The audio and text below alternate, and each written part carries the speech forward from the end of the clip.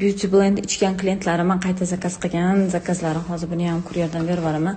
Bu вообще zo'r narsa qizlar, bilasizlarmi? Shunaqangi nima yuzinglarda o'zgarish seziladi. Bitta pachka ichganinglardan buyon hozir semeyni qilib zakaz qilganlar bu yuzimizni titinlashtiradi, rangimizni ochartirib beradi. Dog'inglar bo'lsa, dog'larni ham ketkazib beradi, pigmentatsiyalar bo'lsa.